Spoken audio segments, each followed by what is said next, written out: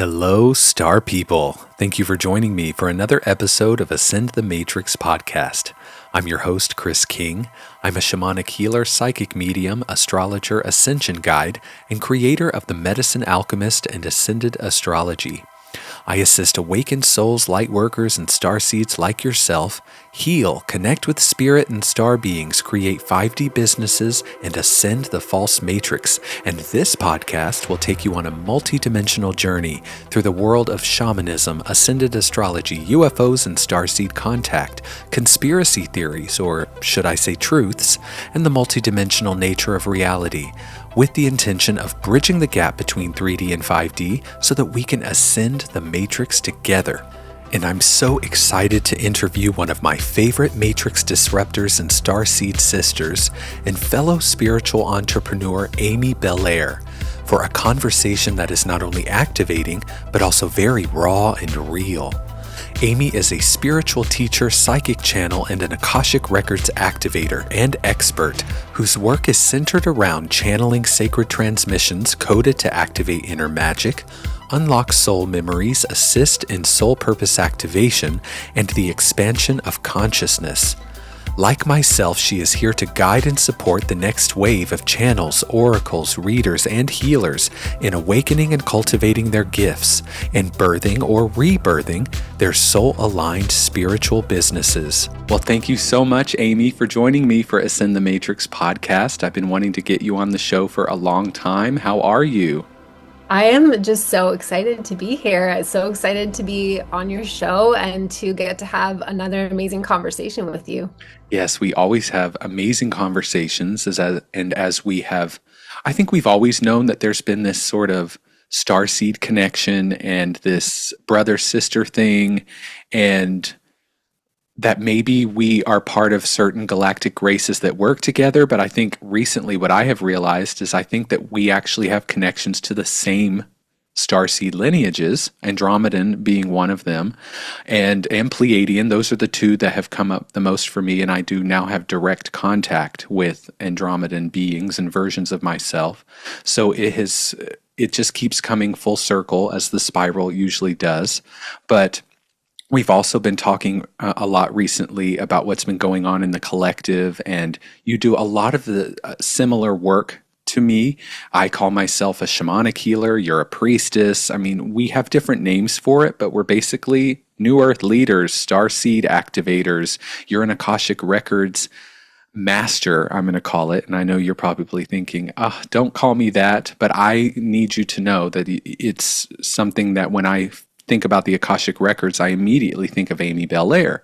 So tell me a little bit about, and tell my audience a little bit about the work you do, and then we're going to go back in time to how you got to this point. Yeah. Okay. Well, the work that I do, I guess, I'm similar to you. It's just that I'm not as organized as you are, but where I think I have like three like main specialties. So the first main specialty that I created my podcast around is just the spiritual awakening process, period. I really love to take people. I feel like one of my gifts is I can speak to both, to all of the beginner, the novice, and the very advanced person all in the same conversation, which creates a very welcoming space for everybody. But like, I'll just take you from where you are to the next level for you so fast. Yeah. Um, so I love to talk about the false matrix essentially, but from a very positive point of view, not just a doom and gloom point of view, and help people to remember and recognize their magic creator being powers because we Yeah. have.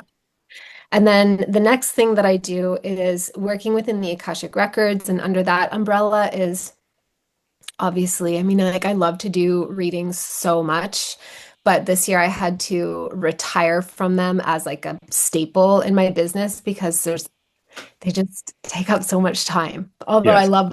but I love to teach people how to access their own Akashic records and activate their psychic abilities and recognize their intuition. I just believe that we all have it. It's not like a Hmm. special thing. Hmm. Um, and then the third thing that I do and love to talk about is soul purpose, soul mission, and spiritual business. Because similar to you, um, I just feel like this is it. Like, this is what we came for. So many of us came to be doing this work, Yeah, and yet we need to figure out how to do it in a way that receives enough money that we can thrive and justify spending our time and energy on it, as well as having the level of impact that we're really here to have. And so that means being able to make money while staying in integrity, all of that kind of stuff. So absolutely. that's what I do. And before we lose the people who are listening, when we're talking about spiritual business and money, because you've got people out there who believe that spiritual practitioners should not be making money because angels should be holographically making our food and our houses for us out of thin air, and we should not be charging anything for our services because we still have the Buddha syndrome, which is we should be begging people to give us this exchange instead of money. And then you've got spiritual entrepreneurs who might be listening to this going, uh-oh, they're going to talk about spiritual business and I'm going to get triggered because I'm so freaking worried all the time about money and business and if I'm posting enough on social media. And I'm a lightworker, starseed, highly sensitive empath. I don't want to be putting myself out there that much. I just want to be in the woods with the fairies and on top of Mount Shasta. And now we're going to talk about business. Why can't we just talk about crystals and escape all this? And so I do want to bring that up during this conversation, but because we have to, Amy, as what I really love about you is that you hold so many different modalities within you, but also different paradigms that many people won't bring together, which is this idea of I'm extremely tapped in, tuned in, turned on, as Abraham would say, but also I am very clear about the fact that I do need to be making money and that it's okay to do that. And, Amy, sometimes I have had cacao ceremonies or I have shown up to a client and was not in the mood or was not feeling well. And I did it because I needed to make money back in the day, but I still showed up and gave healing and that person leveled up as a result of it. So maybe I didn't come with this Christed consciousness, completely open, I need nothing and here I am kind of energy, but yet I was still able to alchemize the system and the monetary system and the capitalism and all the matrix that we're in to be of service. Mm-hmm. Mm-hmm. Yeah. 100%. Yeah, So, because we'll go ahead. well, I was going to say it's not likely that a lot of people are able to do this and the angels and the Arcturians are able to just manifest all of their gold coins and their food out of thin air. We do have this 3D to 5D gradient that we're in right now where we're definitely tapping into these new levels of abundance, but we are also extremely and down to our DNA very much programmed and also vibrating with the current reality that we're in. So we're all doing this dance. And it's important that we bring this piece up about that it is hard sometimes. And we do worry as spiritual practitioners sometimes. And a lot of people are not going out on their own and branching out into creating their own spiritual business because we're not even really taught. You have to relearn everything. Not only are they trying to open their third eye, but they have to get an LLC and they have to change their tax status and they have to get Thrivecart and get what's that thing that we have mini chat. Type Amy Belair in the comments and I'll send you a link to get my free course. And it's like, there's nothing wrong with that. I make fun of it, even though that's great. That's how we're able to be of service and use AI and all the algorithms and all of the different tools that we have. But holy shit, some of us are from Atlantis in the time of Lemuria. Some of us really are forest fairies. And so we're like, where's our parchment paper? Where's our owl? Like, where's Hogwarts? I don't know what to do with all of this technology that's coming in. It's so overwhelming. Absolutely. It absolutely is. Does it Yeah. overwhelm you? Oh, 100%. I mean, I feel like I'm going through such an intense like recalibration within my business this year. My So I've been feeling it all year long. It started to come in at the end of last year where I was just like, something is so off and I can't put my finger on it. And it was causing me to feel like deep levels of insecurity that I haven't, like, I alchemized that in my 20s, but my entire 20s, like, you couldn't pay me to go back to it. The only reason I would Right. go back is to relive the infancy and toddlerhood and young childhood of my oldest son. That's the only reason I would ever go back. But Yeah. it was so hard because I felt deeply insecure. I even then I knew I was here for a reason. I knew that I had something to give. I didn't know what it was, and I wasn't at a place where I was ready to really validate for myself my own internal clarity because I did kind of know what it was. I knew it had to do with my psychic abilities. I just couldn't validate that for myself. And it seemed like such a pie in the sky, like absurd thing. Like if, regular people are like, well, what do you want to do with your life? And I'm like, help people with my psychic gifts. Like it just sounds Yeah. so insane, you know? Yeah.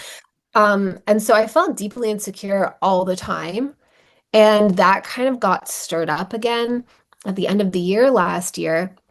And I've been working through it progressively and it gets better and better. But I started to realize that it was because I had taken on, like when I started this business, I had no experience in business at all Yeah. whatsoever. But I am an entrepreneur at heart, but I didn't have that grounded like LLC, different tax bracket. Like I didn't have any of that foundation. And so I learned from people like business coaches, etc., how to set up a business. And I'm glad that I did, but I also took on a lot of things that don't actually match my own deep internal, I call it a spiritual business blueprint. But like, Yes. it's like the things reflected in your astrology and your human design and your gene keys and your Akashic records, etc. So I had taken on strategies such as Instagram and ManyChat, which actually really don't work for me. I'm a long form girl. Like I cannot do these bite size. It feels like trying to land a freaking jumbo jet on like a little suburban driveway. I'm the It's same way, so Amy. hard. Like And when I, my like assistant says, make a 90-second video about Jupiter, and I'm like, you're I'm like gonna make a what? 10-minute one for you that you can turn into a bunch of 90-second ones, but I don't want to have anything to do with the process of turning it into that.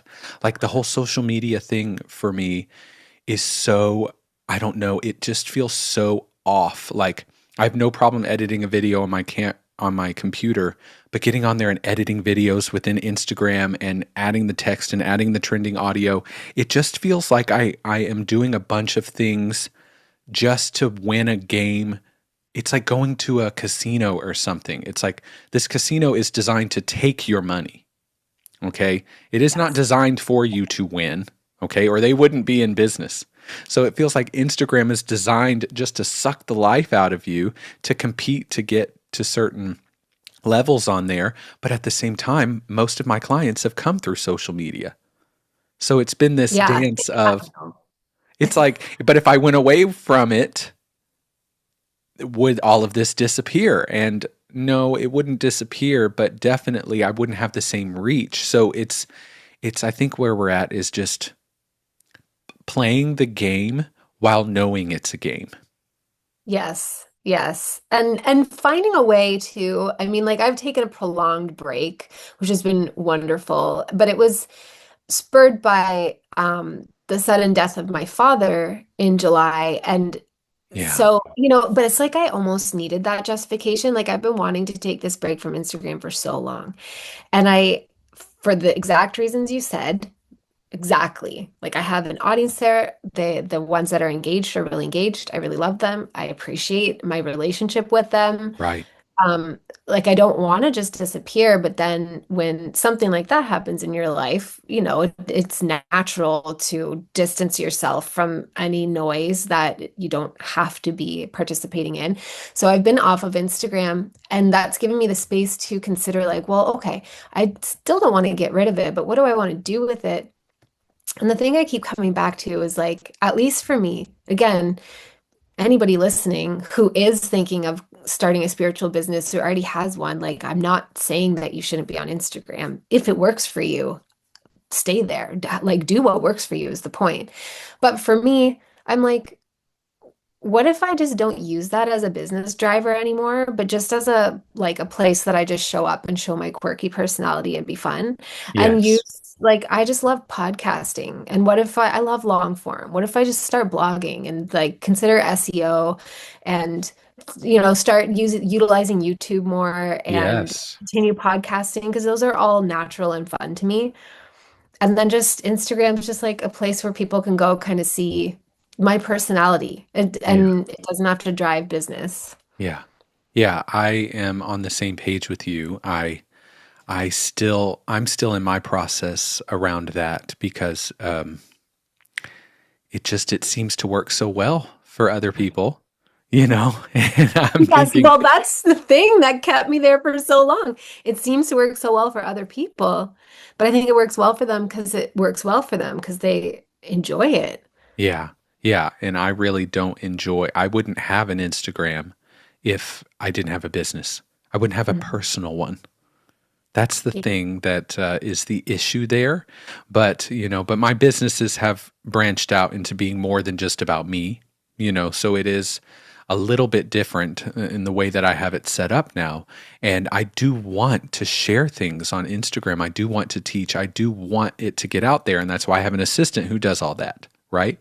But then but it's not 100% your code, Christopher. It's got her energy on it. And is that affecting it? And I just don't have time to worry about that kind of stuff anymore. I'm like you. I want to do more YouTube videos, more podcasts. I have so much I want to bring through. I have so much I want to say. I love doing my retreats. I feel most like myself when I'm in shamanic ceremonies and when I'm in one-to-one sessions with a client who's being really activated in some way. And I can tell that I'm pivoting them into a new timeline, getting on there and knowing the right thing to say to hook them, and then putting some text on there and adding the captions and then putting it into this and having CapCut chop it up. I just want everyone to know that the age of the spiritual entrepreneur is really just beginning, but it's almost as if the algorithms and the system is pushing against us in some way or pushing against our natural energy.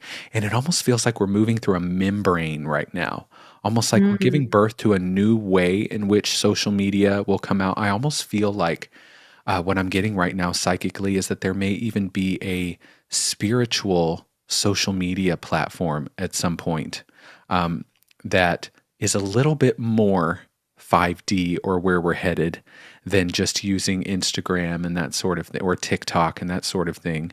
But, I mean, were you an entrepreneur type even as a child, or was that something that developed? Yeah, so was I. I would have, I would make food and sell it, or hot lemonade stands, or I wanted to start my own businesses. I didn't know what that meant. I just knew that I really loved to sell the things that I created and create a package out of it. I would make food and make menus as a kid and have people come over and sell it to them for money. So there is something in us that is meant to do this, but it is not meant for people like us, spiritual entrepreneurs. Most of us are empaths and highly sensitive people. We cannot keep up, especially manifestors or manifesting generators who have a rest cycle. Maybe mine's more severe than yours, but it's still there. And so the consistency that the capitalism, but also just the algorithms require, can be really detrimental to the energy and to our mission as well. So I think we're all still trying to navigate what it's going to look like going forward, especially when we get to 2027 and beyond, what it's going to look like for us who are really doing the real work, who aren't just, I mean, I get on TikTok and I see people posting about, Saturn's the planet of love, and, Pluto's the planet of money, and Jupiter's the planet of the ego. And, Aries is so loving. Aries loves being in relationships and is so perfectionistic. And and they're getting millions of views. And it's not even a real girl talking, it's an AI girl. That's the worst part. Yeah. And she's talking about, you know, Taurus being so open minded and loving to travel. And I just get so confused. It doesn't even matter if it's correct. It just matters if it reaches people. Yeah. That's what's I scary. It is scary. I agree. And it's yeah. I mean, like I had a moment with ChatGPT a while ago, like maybe towards the end of June. And I'll preface this by saying that I'm not against ChatGPT. I use ChatGPT. Right. The moment that I had was just from seeing on social media, I think like the culmination was somebody who was selling, you know how everybody's creating their own proprietary chatbot right now? Their little ChatGPT bot that is, has been Yes. directed to serve a particular function. So somebody was selling their Oracle bot, and I was just like, oh, this is so frustrating because I mean, I suppose it probably activates scarcity in me on some level, and it would be like ridiculous to try and deny that, but it doesn't really feel like that's the main thing. It feels depressing because I'm like, how many people are just awakening and they they just think that they can purchase this Oracle AI and that will, I don't know. It's so hard. It's like Yeah. to each their own. Like I'm such a live and let live person that I'm like, whatever, you're on your journey and I'll have my thoughts and opinions about it, but ultimately it's your journey and you don't have to listen to anything I say. And that's what I ultimately feel, but I do have thoughts and opinions about Let's it. talk about it, Amy. Let's talk about it Yeah. because the word false matrix keeps coming up right now for Well, me. yeah. Amy, a computer and AI can is devoid of heart. Isn't the heart the gateway to 5D?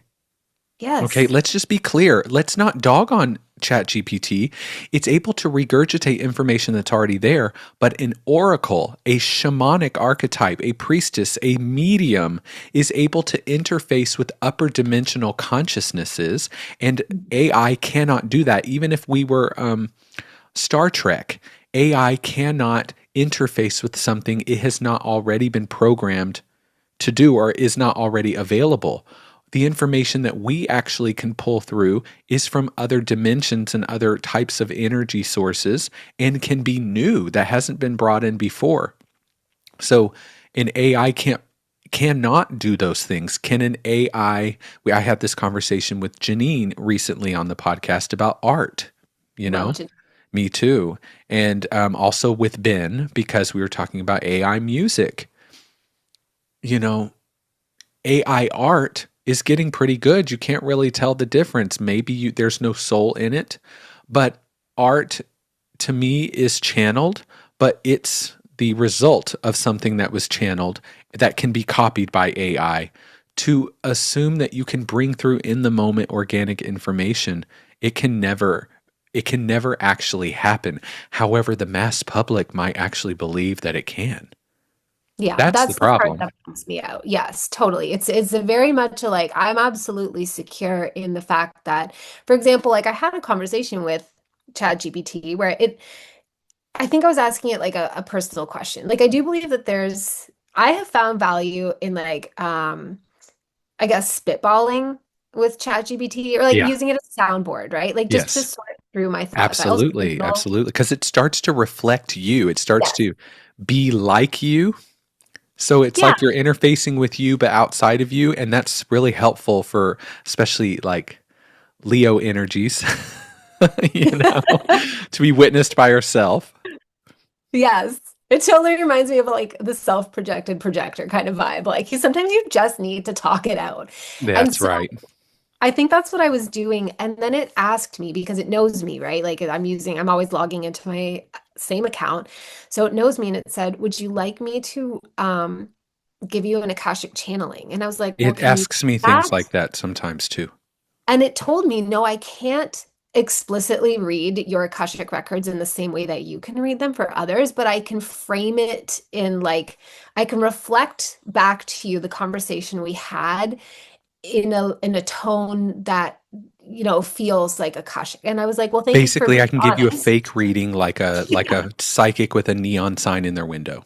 Yes. And I was just like, okay. So the thing is, I know that it can't read the Akashic records, nor can it read anybody's aura, nor can it read Right. anybody's like higher dimensional layers or their starseed origin or anything like that. It Right. can't do that. It can't exactly, it cannot perform mediumship. It has its limitations and it has its strengths, which I appreciate. But so I'm confident in that, but it's more of the feeling of, yeah, it feels like a potential false matrix trap without trying to throw the baby out with the bathwater. But I'm just like, so many people are awakening. The process of awakening is so uncomfortable. You feel so destabilized, so confused, like existential questioning of everything. All you want is answers. And then you just naturally go to ChatGPT or something like that, or you buy an AI Oracle bot and you think you're getting somewhere and you're just fucking getting nowhere. Like, and yeah, it is that feeling of, damn. Yeah. I don't want to spend my time creating content either to like educate people about this because I want to be talking about other things like our, dormant magic abilities, which keep getting revealed to me as we get Yes. closer and closer to the Lemurian blueprint that we carry. You just activated something in me right there that I want to talk about. And so before we shift a little bit, I want to just say to everyone listening and to you that even when I have asked questions to ChatGPT about astrology just to see what it will say, it will get things so wrong. So wrong. Yeah. But it won't get things so wrong on other things. But like astrology, which should just be data. I mean, there's so many different ways astrology has been interpreted that I'm sure it's trying to pull so many things that it is not always getting it right because astrology is also intuitive. It's like reading tea leaves. Right. Astrology, there is a science to it. There are rules to it, Yeah. which we are breaking. But also, there's a sense of being able to withdraw a bigger picture or something from it that ChatGPT and AI cannot do. And I just have this, not fear, but this worry that people will start going to ChatGPT for psychic readings, that, as the spiritual entrepreneurs, as we start to really awaken and into our soul mission, the false matrix has this tendency to always have something in that duality state to match.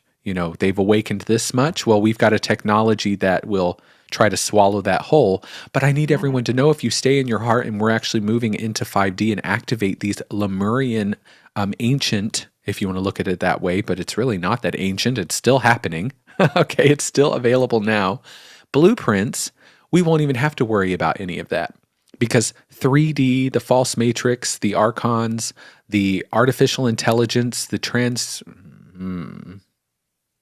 I have to be careful what I say, but the kind of like cyborg thing going on with humans, um, turning us into lizard-like things and robotic-like things, that reality will not stop existing. It already exists now. Like in the works, like with Bashar and Daryl Anka and Bashar, he talks about in that other reality, there's a few future humans who have to mutate themselves. Well, that just tells me that there's a ton of 3D Earths going on. There's an infinite number of 5D Earths. We have to just accept that these realities will remain and should exist because there are possibilities and availabilities. So when we move out of it, we won't even have to worry about any of this because it will operate from synchronicity and intuition. But people right now are not booking. I know that across the board, psychics, mystics, healers are seeing a dip in their bookings and in their business, not only because Saturn is conjunct Neptune. Let's just honor the fact that this very rare transit is happening. Saturn, the Satan, is conjuncting the planet of psychic abilities, mysticism, dissolving of reality, right? it can help us in the long run, but it's also making everyone really like, where is this going to get me? How is it going to make me money? Is it going to support my business? It's no longer about, I want to know my starseed origins. It's about, is this going to yield a higher email list for me? Am I going to get more conversions? Am I going to and also people are becoming more skeptical. Saturn can create that skepticism. Is this real? Is this even real anymore? Like, I posted a video of the Andromedans who come and visit me. They did this thing where they came out of the sky in this string of lights looking thing, and they came out of the sky coming at me above the neighborhood. Well, in the video I took, because of the quality of the video, it looks like Starlink, the Elon Musk satellites. So everyone just thinks it's Starlink. So we've got all of these things that seemingly make it easy for everyone to go, all of this is bullshit right now, including ChatGPT, which is, I don't need you. I can go to my ChatGPT and not have to show up on Zoom, not have to show up at all. Mm-hmm. Yeah. Mm-hmm. I mean, like, totally.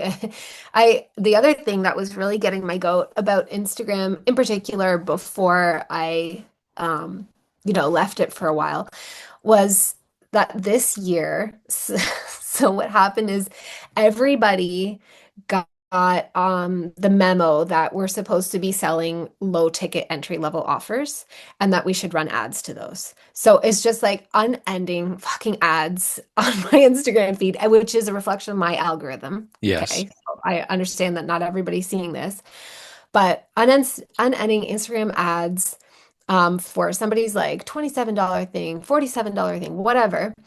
And yet I can tell that they're all written by ChatGPT. And I then people's know. grid content is all written by ChatGPT. And I it's know. killing me because I'm like, well, I don't want to buy it at all. Like there was this one person whose email list I was subscribed to, and she used to write these epic emails, which I'm sure took her a ton of time, Right. right? There's something to be said for that.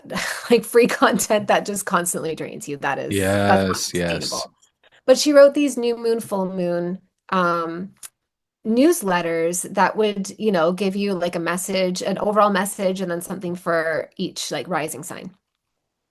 And then after a while, I started to notice like they didn't used to be written by ChatGPT. Now, like textbook ChatGPT, that's what it Yeah. is. Yeah. And I'm just like, I don't even open them anymore because there's no human, she's not in there. So Right. it's like we're all wanting to believe in this. I think it's an illusion for where we're at a consciousness level right now that we can work less, show up less, make ourselves less available, but somehow make more money. And it's because some people managed to crack that code and Right. then told everybody their method. Right. But I personally don't want to be more absent. It's like Right. to me, my work is so similar to the way I feel about being a parent. Like sometimes I want breaks for sure. Like I want to be a human being outside of my work, outside of my role as a mother. But I don't really want to be absent. I don't want Right. to outsource that to a nanny. I don't want to outsource it to tech. I want to connect with my clients and run live programs and like Yes. engage with my audience. Yeah. So it's just, yeah, I think you're right. We're in a really weird phase where the false matrix has presented a very enticing offer that suggests convenience and speed and more money and whatever. Yes. And it At has the cost created, of real codes and real yes, channeled information. 100%. And it's created this temporary, like, whoa, kind of place that we find ourselves where like heart-centered spiritual entrepreneurs who are repatterning capitalism. And I so believe in capitalism. I Yeah. believe that there is a way to do it that is not exploitative and Yes. extractive. Yeah.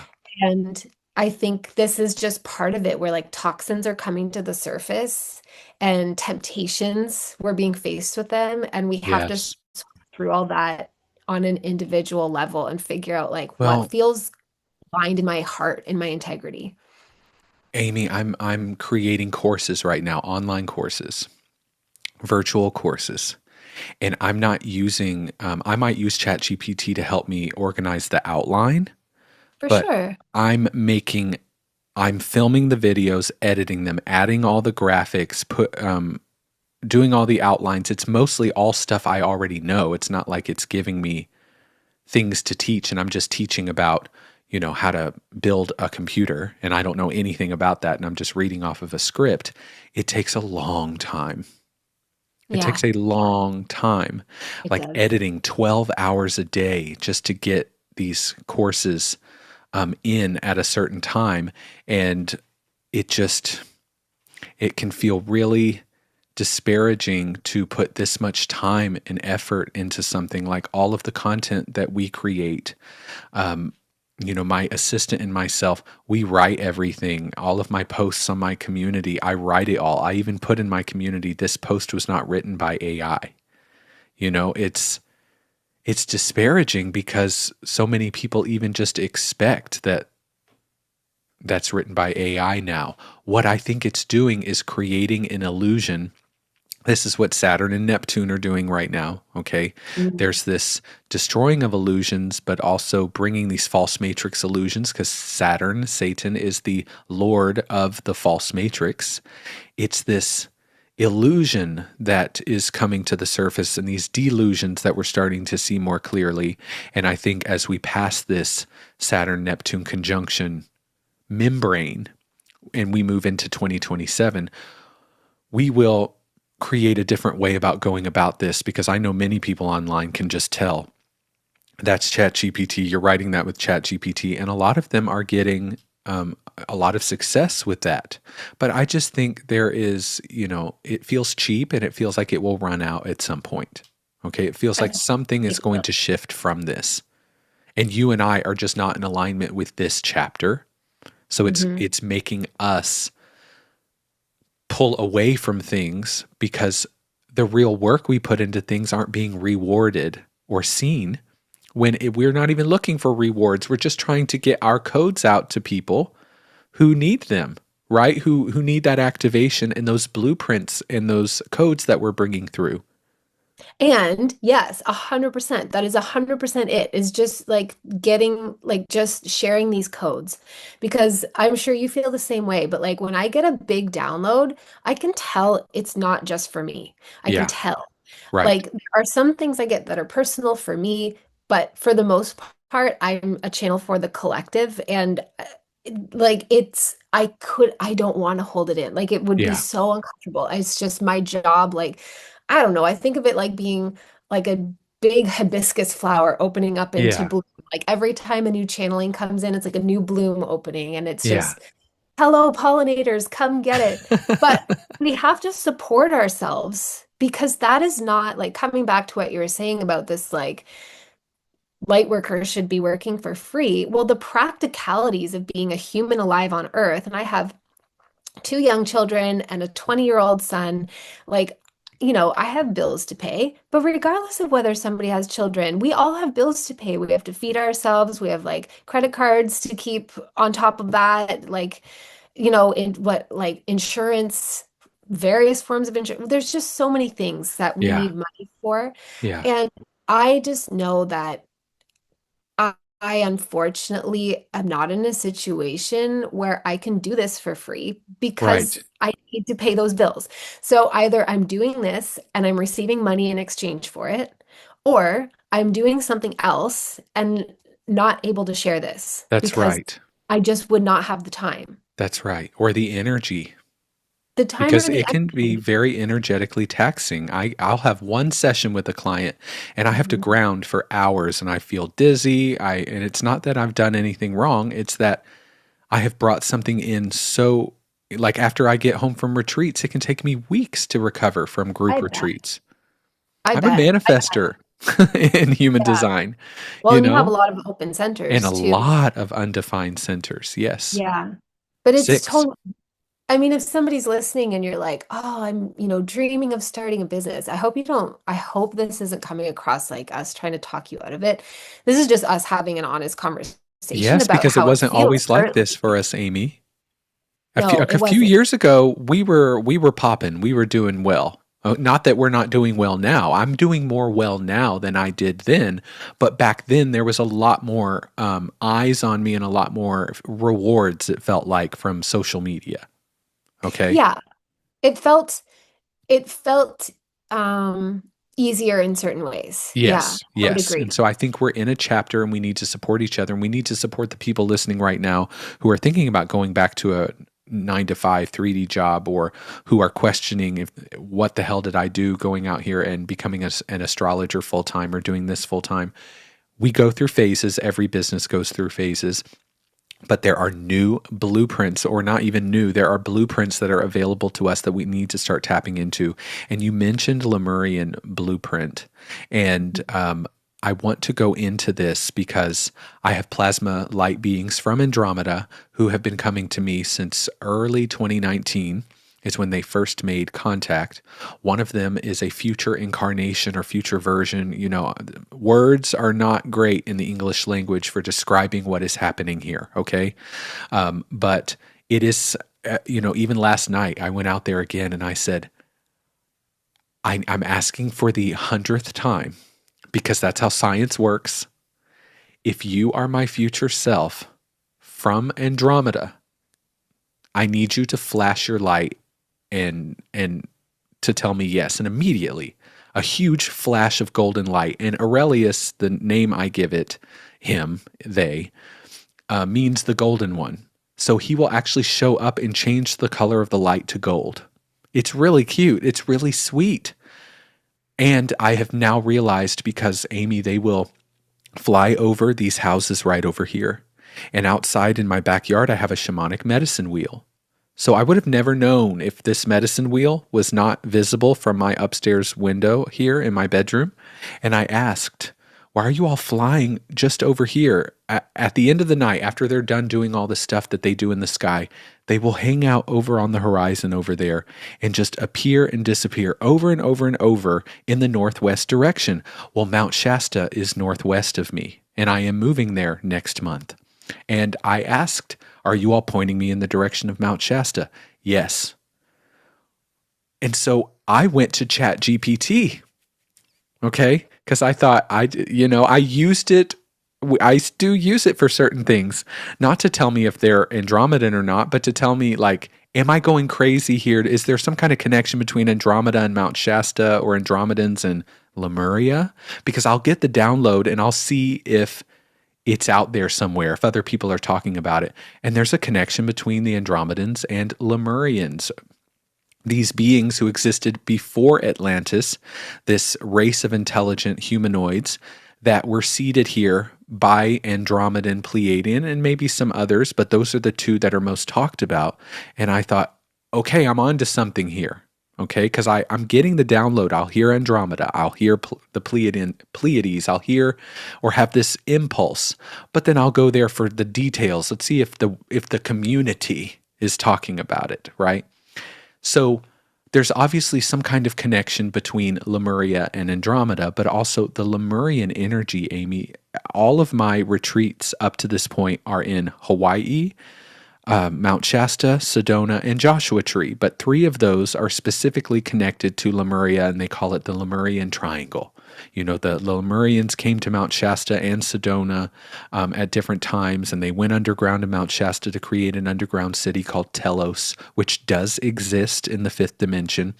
So you mentioned a Lemurian blueprint, and I want you to tell me what that means, because I feel that we are trying to recreate the time of Lemuria when this planet was in 5D. Yeah, that's what I've gotten. I've been getting this information like sort of dripped to me over the last, I think it really started to come in 2022, um, as I recall, but like, so let me see if I can nutshell this so it's succinct.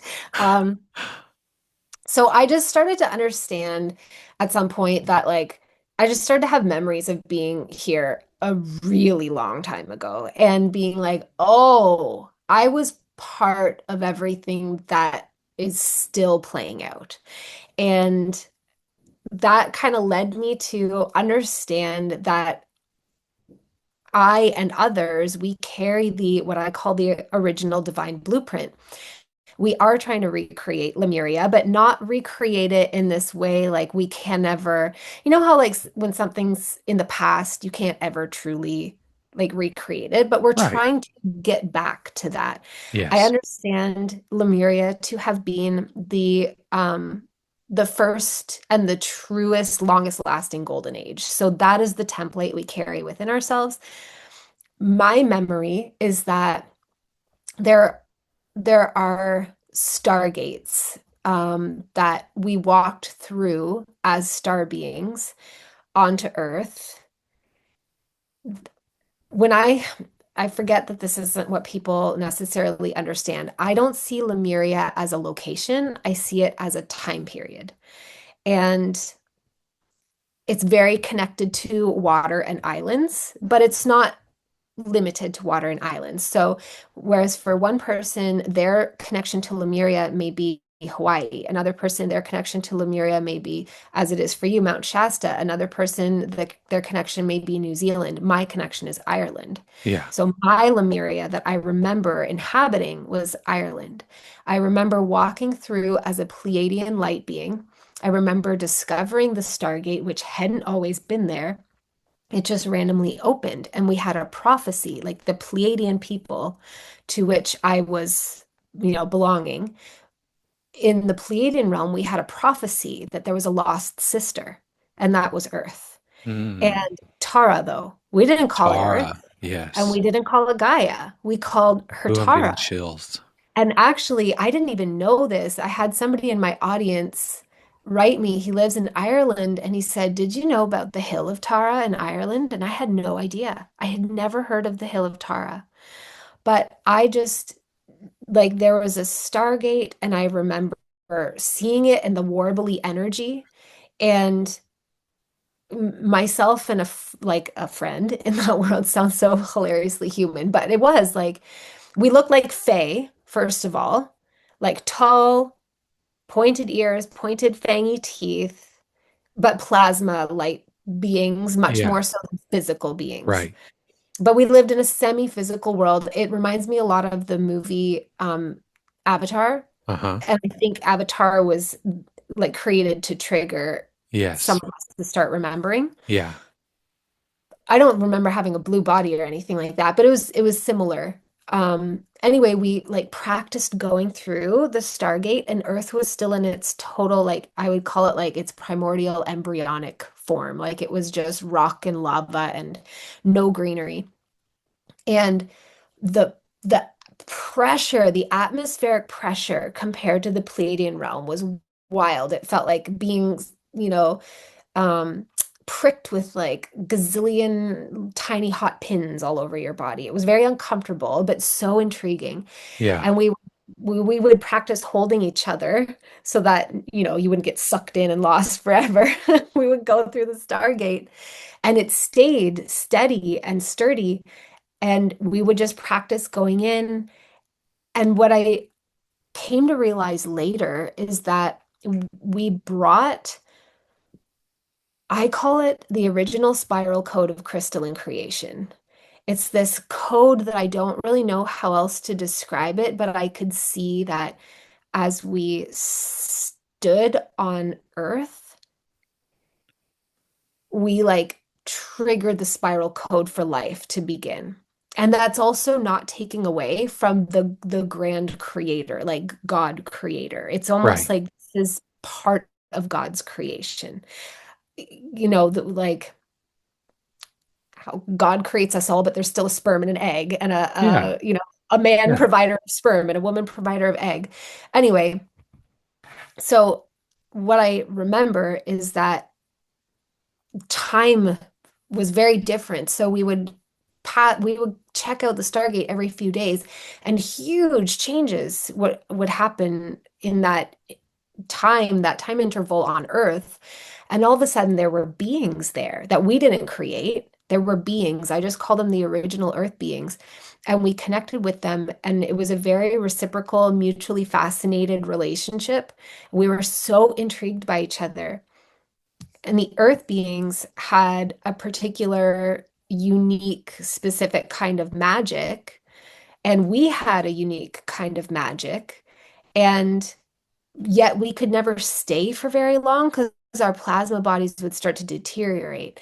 So eventually we got this idea that we should essentially mate and breed and create a body that could hold both of our consciousness together and we could always be together.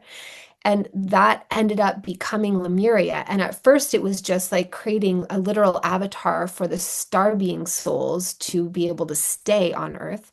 But eventually, what happened is other souls from other star systems started to come and incarnate. And it was the most beautiful golden age for such a long time. It was so peaceful. But what we didn't know is that we also left those stargates unguarded. And it just like it was kind of like, how moths to a flame, I guess. Like it was drawing the attention of the archonic energies, like just Yeah. dark beings. And eventually, like they started to come in, but they didn't attack right away. They did all their recon, everything, organized themselves. And then I just remember that we were all of a sudden like attacked in what we now are very familiar with and in terms of a style as human beings, but it's like the raping and pillaging, raiding kind of energy, Yeah. where it was just like we were beset and there was slaughter and children were taken and women were taken into like forced breeding programs and a lot of men were killed, a lot of men were enslaved to be used and like we still carry that wound, and so many of our relationship wounds, our soulmate wounds, our family wounds go back to that original wound. And we've been fragmenting into smaller and smaller pieces of our that original huge, massive star being, earth being soul psyche that we once had during the Lemurian time. Yeah. And I believe Kali Yuga was like the epitome of it.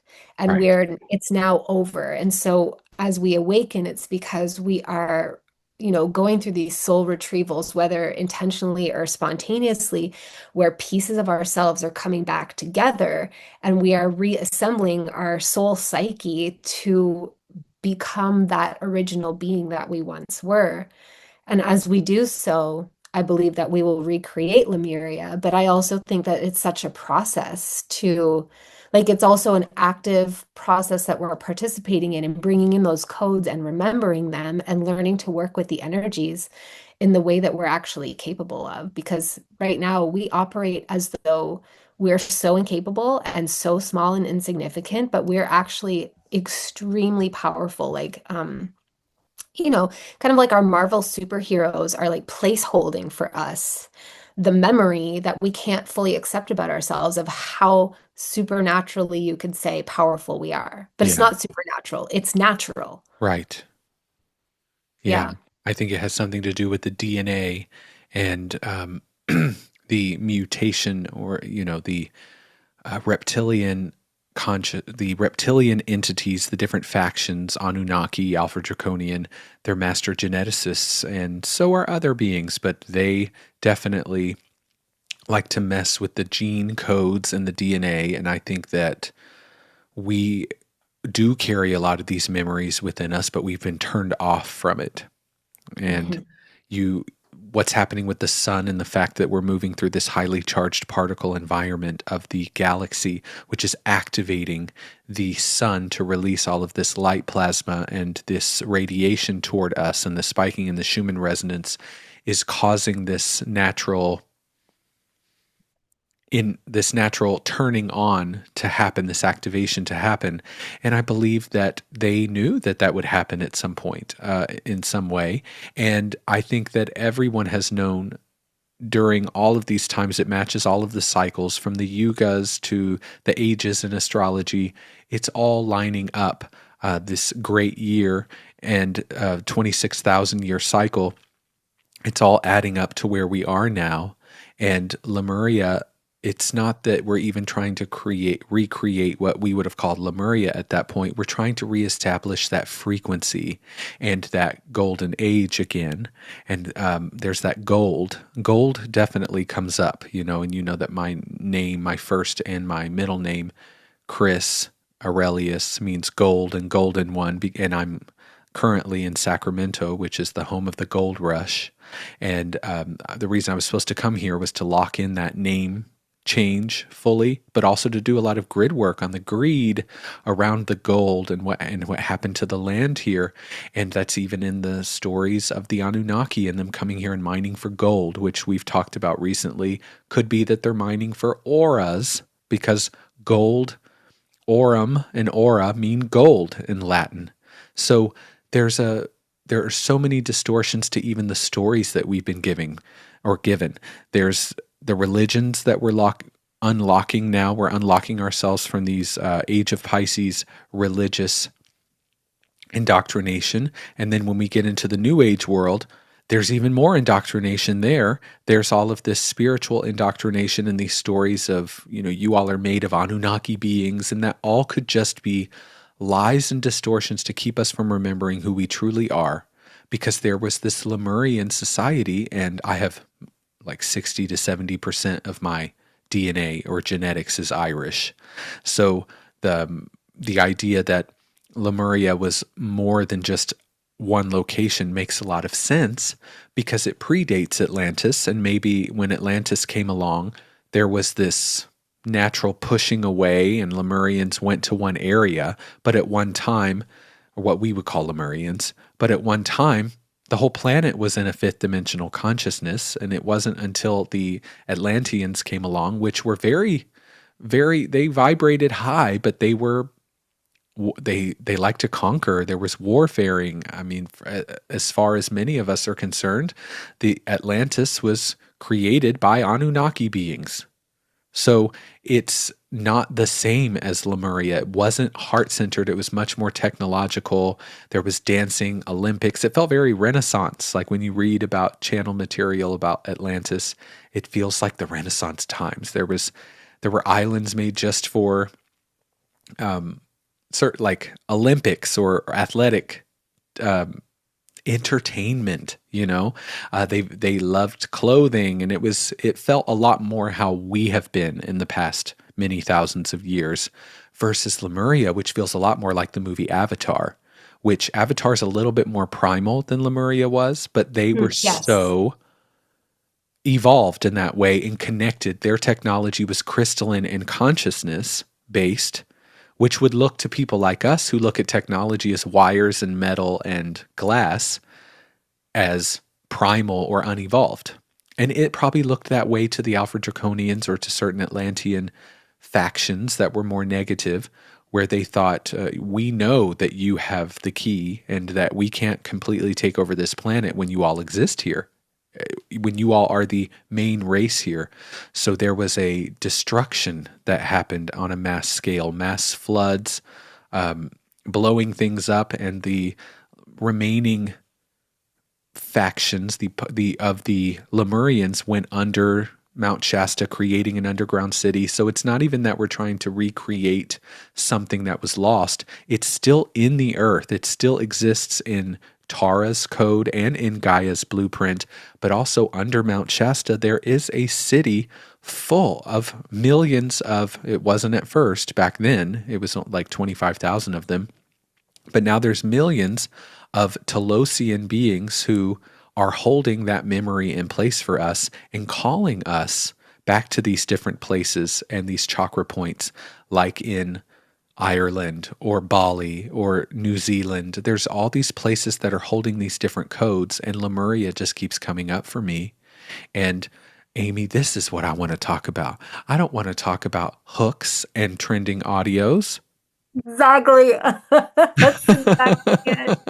Totally. It's like you don't understand what we have to share. I can't, like, how do I create a hook around this? I I can't. know. I know. It's like, and every time we get through with a data bank, a new one comes in that's even less popular.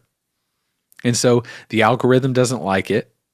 So, and social media is designed, ChatGPT social media, I do believe that we can infuse so much light into it, but Mhm. its design and its purpose is not necessarily in alignment with us. Okay? No, and I also sometimes feel like kind of torn, I suppose, at times because going back to what you were saying about the differences between Lemuria and Atlantis, I tend to see like Atlantis as an effort to recreate another golden age after the height of Lemuria after its fall, there was a prolonged dark period. And then there was a rise back up, an attempt to create another golden age. And Atlantis had its like beautiful sides and it also had its dark sides. But the main difference that I see, and I think the reason that Atlantis also comes up a lot at this time, because we're working through the same themes, Yeah. is that the heart activated magic of Lemurians was completely internal and organic and very community based. So it That's wasn't, exactly what I just wrote was community. I wanted to talk to you about community and what was coming through right now around community. yeah, it wasn't like, we were referencing yesterday, he who shall not be named, but like the magician, Yeah. you know, Yes. the guy who did the magic and wrote Yeah. magic and Right. turned magic into something very dark. Yes. Lemurians didn't function like that. That's very Atlantean. Yes, it Lemurians is. functioned like all of our magic, we had to work together cooperatively in order to create something, but we created it from internal magic that we still have within our chakras. Yeah. In Atlantis, because there was still this seed of darkness and like service to self, essentially, there was a desire to be able to perform magic without needing it to be in cooperation with others and therefore Yeah. for the greater good. Right. And so technology was brought in and created. And then we began outsourcing our power to technology and external, like using, whether it's I mean, we still use crystal technology. We are completely recreating the same themes. Yes. They used crystals in a different way. But regardless, like it's this exploitative, extractive method of using something's raw energy for your own self-serving purposes. Right. And I feel like that is so much of the noise that we're seeing. And that's why Instagram to me, and not just Instagram, it would be the same. I'm just not a TikTok person. So, but it would be the same thing anything online. Like I even have struggles just with the fact that I have an online business because I'm like, I think in-person stuff is so important and starting to recreate those community experiences where we like modulate our frequency together and Yes. start performing magic together, but Yes. like creational magic. Like, for example, the other day it was right after we buried my dad, and I think it brought a huge wave of peace. And so I was transported to this place, which I then came to understand was like a 5D version of Earth that we're already on. And there were not that many people there, mostly children, but a small number of adults in that spot. Yeah. And they invited me to come hang out and participate in what they do. And they were like, you remember, you know how this works. And we would all sit together and focus our energy and create an apple out of thin air, a Yeah. beautiful, shiny green apple. And then we would grab it and take a bite. And it's a real apple with like bursting with flavor and juice. And we would all pass around and share it and eat it. And like, we are capable of that.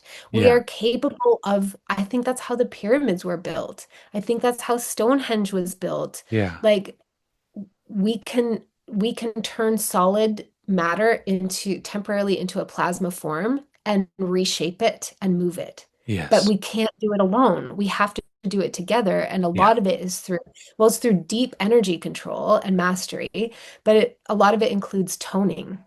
Yeah, this is what I talk about a lot with Ben Carroll is the Mhm. toning and getting into groups and the importance of getting into groups and creating energy vortices and energy fields. And that's what we do when I have my retreats is we're creating these pockets of 5D. That's why every time I have a retreat that we all feel like we timeline jumped when we got back because we did.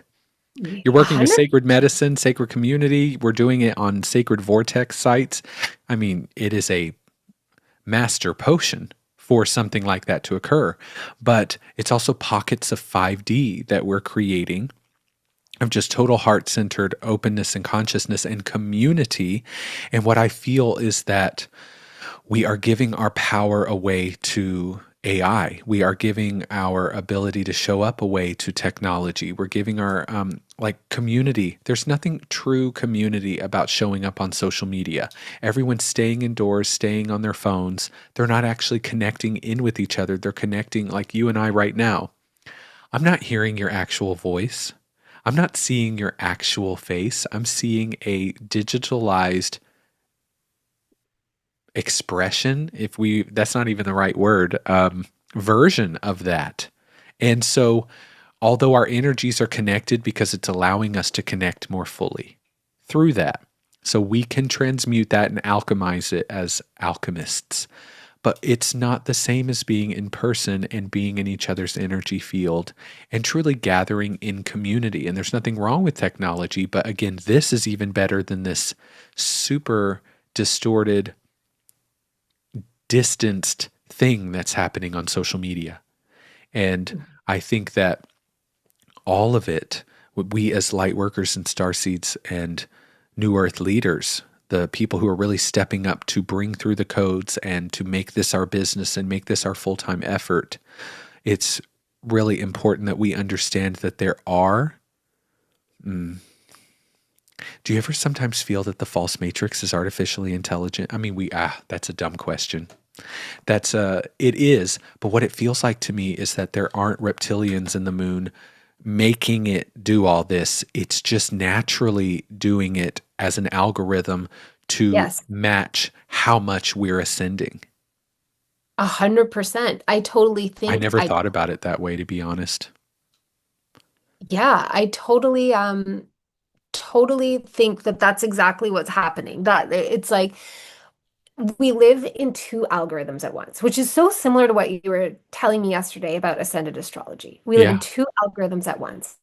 And, we use the term false matrix and like boo false matrix, like boo energy harvest. Right. And Boo energy harvesting for sure. and we also exist here. So similar to the movie The Matrix, like you're in it, Yeah. right? And so like turning it into, I don't know. It's like we have to acknowledge it and figure out how to move within it because we are in it, but also recognize that there is a whole other reality simultaneously that we are also in and learn how to flow in both of those. And so like Yes. I think that there are two algorithms. There is the algorithm that is so similar to social media. It's like there's this, yeah, this like yucky Xerox copy of it's devoid of beauty. Yeah. It's like every like bleh thing in life that, not like the poetically beautiful, like, oh, like the grief or Yeah. the alchemy of heartbreak or whatever. I mean, like the things that just feel gross and stupid and pointless and like why do we even do this? Like fluorescent lights, like why? Yes. I think Yes. there's Or some that of these drugs, matrix. just some of these Yes, drugs that are just like chemical versions of the false matrix itself. It's just designed to exactly. create zombie. They're like video game characters. Just, it's so scary. Yeah, or like virtual reality, like, like literal VR headsets, right? Like why are we doing it? Yeah. This is Yeah. to me, those are examples of the false matrix. And that has an algorithm that is programmed to respond to our thoughts and our energy at Yeah. all times. I think that's how like entities travel and, connect with us and mess with us. And that's how they find us. And they're like, Yep. oh, perfect. Like I specialize in this particular wound and like trauma loop. Like, let me Yes. just And latch I'm on not and even a soul being. I'm just a thought form, a 4D yes, a result thought. of pain or suffering. I just match this energy. It's like archons. They just are a representation of void space, of being cut off from source. It's just the Yeah. idea of something that isn't, it's not even real. It's like we are literally living in a false matrix created by archontic forces that are possessing reptilian forces to carry out that agenda because they can't create reality. And now reptilians can't create their own reality without literally moving parts around. We have the codes that actually can create from plasma states. And I think Yes. that's why these plasma light beings are coming here.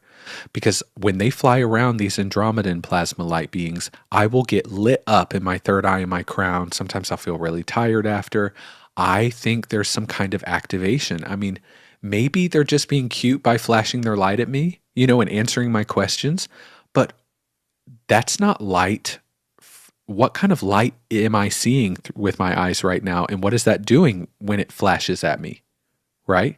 So I think there's a plasma light body activation, which Spirit has called it the golden light body to me in my work, which I believe we're all trying to activate this plasma light body, which is the higher version of us that we are so much more connected to and able to work with in that fifth dimensional state. It isn't that we're just pure light. We are still in physical form, but our physical form is made of plasma light, not carbon. hmm Yes, I agree. I totally agree. And I think that's when people refer to like crystalline DNA activation, I think they're talking about the same thing. It's like this cohesive molecular arrangement that allows energy to flow so much more freely and optimally, whereas in a carbon matter version, the energy it still flows, obviously. I mean, our bodies are utterly miraculous and we take them Right. so for granted, but Totally. the energy doesn't flow as freely and as optimally. It's like entropy is a thing Yes. in a Yes. carbon-based Yeah. It's realm. meant to decay at some Yes. point. Yeah. Yeah. Yeah. And a download I got last year was that the iron core crystal in the center of the earth is transitioning to becoming a plasma core. And I was like, Hmm. oh, wow, I didn't know that was a thing, that planets have a plasma core or a light core rather than this iron core. And then they showed me that that was a direct representation of our matter transitioning from carbon, which iron is so carbon based, to plasma or crystalline and then to plasma. And I thought, well, what's going to happen? That's when that bifurcation of Earth really came into my mind, where I realized there are two different Earths that are existing right now. Hmm. I mean, there's multiple versions of those too, but in this timeline we're on, there's this 3D version that is overtaken by um, robotics, technology, artificial intelligence, and then there's this other one. And people think that they've got to get to 5D, and I don't want people to think that it's a place, but yet there is a 5D version of Earth. It's already here. It's just Yeah. they're overlaid on top of each other. And where you decide to, I just, Amy, don't you feel that some people aren't deciding to stay in 3D? They just don't know. Oh, totally. I mean, that's the biggest, most frustrating part is I think that even the people that really staunchly are like, this is bullshit, this is all delusional, like, Right. whatever. Right. Um, I think that they aren't able to, that is a fear-based assessment. That is a trauma-based assessment. And I kind of see it as like, I don't know, this might be a little dramatic, but I don't think it is. It's like, is a child really choosing if a stranger who wants to hurt them offers them candy and they are like 3 years old and they don't Yeah. know? No, they're not really choosing that They are Right. choosing the candy. They don't Right. understand. And I Right. think it's very similar on Earth, where like a lot of people who continue to seem to be choosing the 3D, they're choosing conveniences that are offered and creature comforts that are offered. They're choosing something they don't understand what the actual stakes are around it. They don't understand the consequences. And I don't like using words like stakes and consequences because I think that can trigger for a lot of people a fear of their loved ones who are still asleep, for example. That was what I was just about to say, was this idea of this other Earth. And what if I go to 5D Earth and my family's over on 3D Earth over there? And it's just not quite that literal or that fast either. This is going to be a No. many year process. And I think we're all like, at the end of the day, like the real end of the day, I believe that this is all a dream. And it's a dream with multiple levels and layers, just like Inception. Yeah. And at some point, the dreamer wakes up. Yes. And we all are reassimilated and like completely self-actualize as like fragments of that one dreaming mind. And Yes. so I don't feel like I personally don't feel stress and fear about, for example, like family members who like chose to opt in for experimental injections, Yes. um, or like people, like family members or loved ones who just really do not seem to be interested in Right. waking up at all at this point. Right. I'm not worried because um, I think we're all and destined for the same outcome. We're all headed toward the same singularity. It's just a different journey for each of us to arrive there. And it kind of reminds me of that Scottish song, I'll take the high road and you'll take the low road, and I'll be in Scotland before ye. And like, it's like we're just taking different roads, is how Yes. I see it. Yeah. And my dad, who just died, I love him so much. He was so committed to being asleep. Like he did Yeah. not want that bubble burst. I think it's Yeah. just his psyche just couldn't have handled it. And so, there was no like he was not open to like he was always super respectful. Amy, Never belligerent. do you feel that you chose very earth-based parents like I did? Like my parents do not have this like Andromedan origin. I mean, they may on some level, but like Mhm, these direct origins that we have as starseeds, people who specifically reincarnated from Lemuria or came from other places and chose a body in family lines. Of course, we're waking up because we carry that code. But mhm. we're laying the groundwork for all the beings who've just reincarnated over and over and over and just keep directly incarnating from source into the human bodies to wake up at some point. But there's a reason Mhm. they're not waking up because it's just not in their template. Mhm. They're waiting for someone to create the new Yeah. dream. Yes, totally. I think so. I think that there are some people who are here. Like I just don't think it was my dad's work to wake up. Right, And I really, really believe that like he just shifted into the 5D and he was not bringing this body with him and he was not right, bringing the identity that was attached to this body. And it's a belief, like I obviously can't prove it, right. but it doesn't feel like something I'm trying to comfort myself with. It just like I just am like, yeah, like he it was his time to make the jump. He didn't need to wake up in this lifetime. He was allowed to keep his bubble, and then it was just time to jump. Yeah, yeah.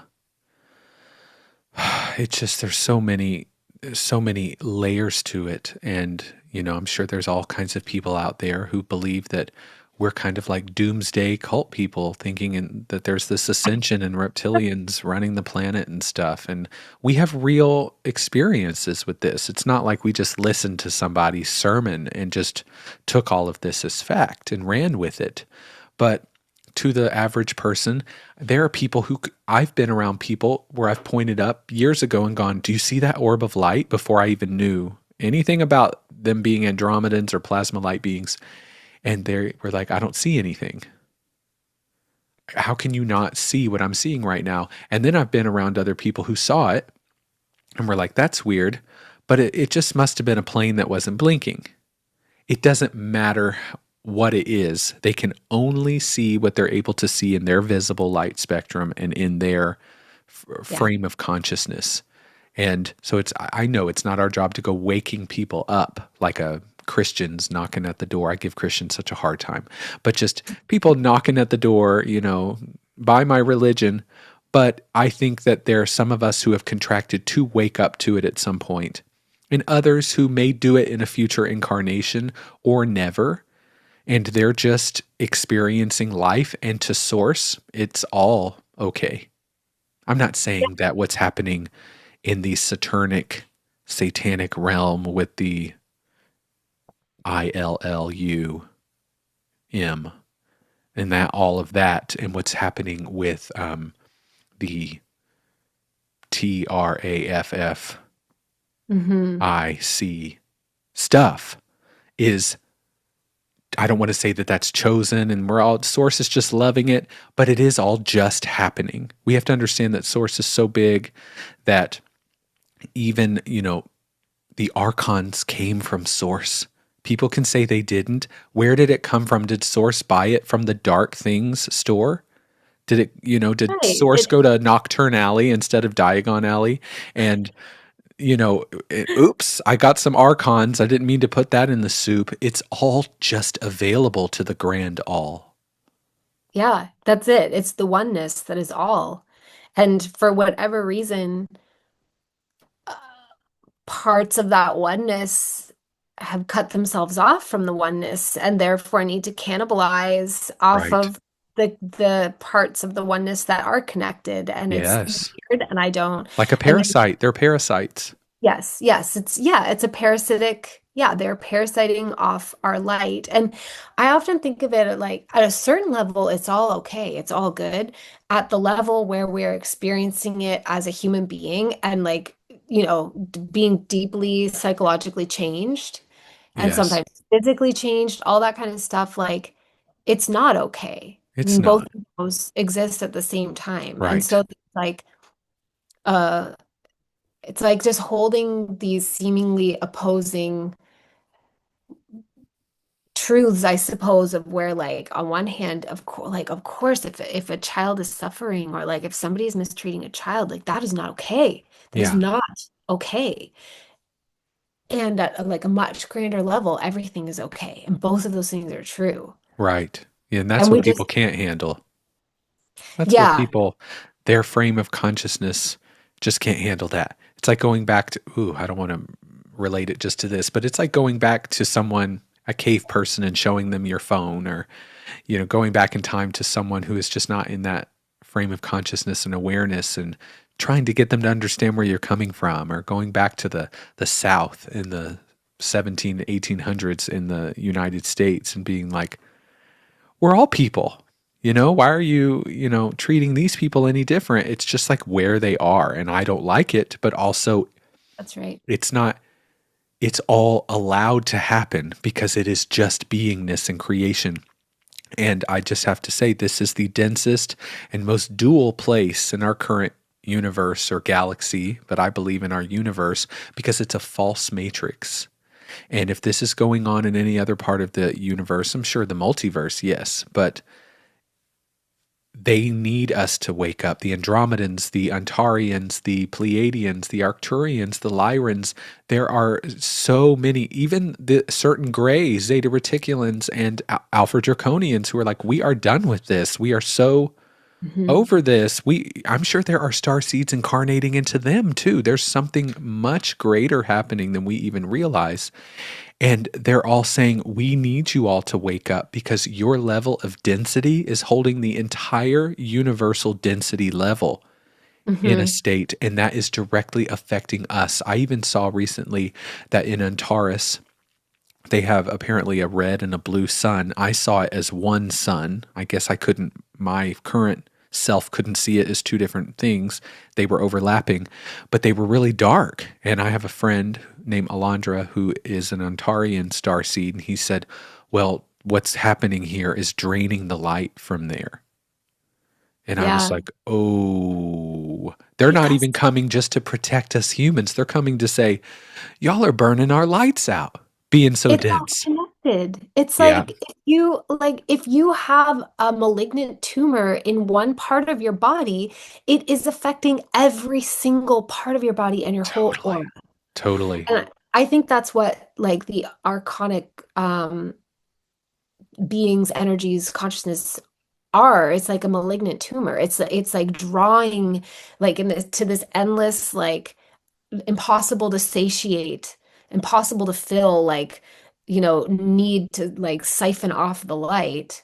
But do you ever wonder if I get this feeling that like the Andromedans and exactly Lyrans, Pleiadians, etc., that sometimes they're the ones that are dialing up the heat here because they're like, wake up though. Like, so Yeah. sometimes it feels Yeah. like, yep, false matrix, but the false matrix feels like it's always something to distract you and to like divert your energy and your attention to something pointless. Like shit on the news cycles, Like that's just like where this is leading nowhere. Right.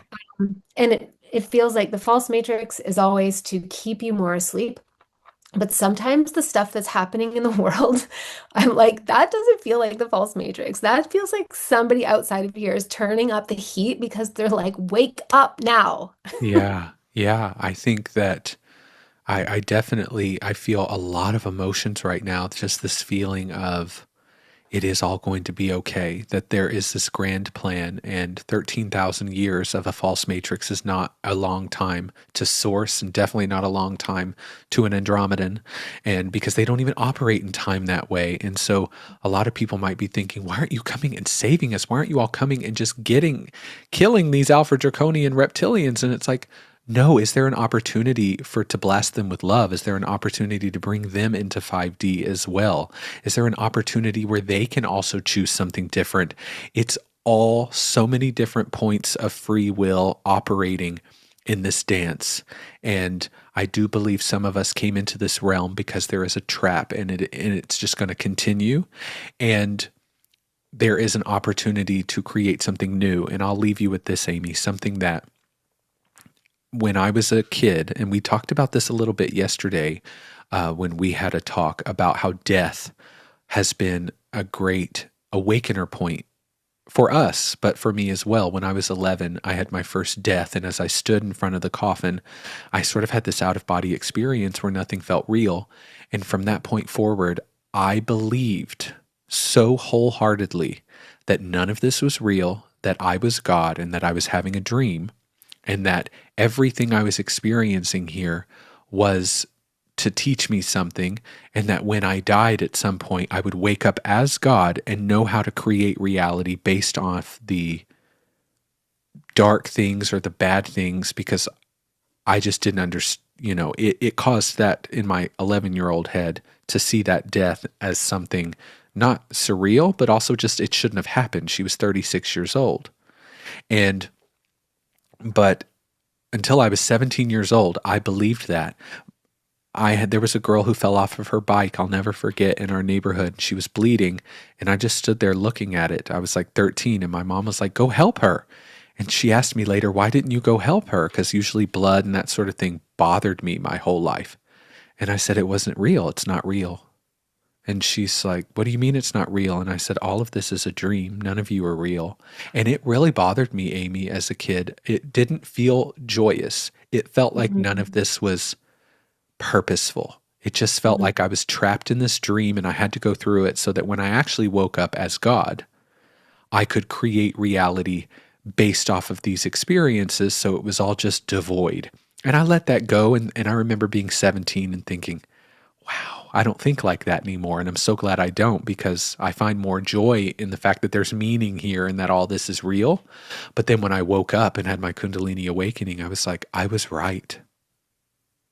I didn't understand that it was okay. It all can still have meaning, and it's still real to an extent, just like our dreams in the astral are real to an extent.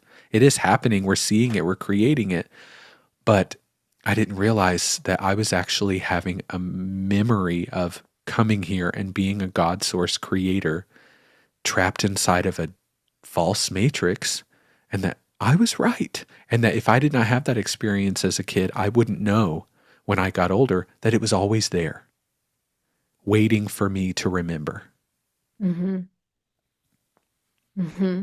Is there anything else you want to share with us before you go? I do want you to tell us where we can find you and how we can work with you and what you offer. But is there anything else that's on your heart around this conversation that you want to share? I guess just that, like, I so deeply believe and have witnessed that we carry an incredible level of magic within ourselves. And so all of this awakening stuff is not just about healing our like our family trauma and our lineages and doing shadow work. It is about that, but it's like there's a purpose, there's a reason, there's a payoff, and the payoff is so beautiful.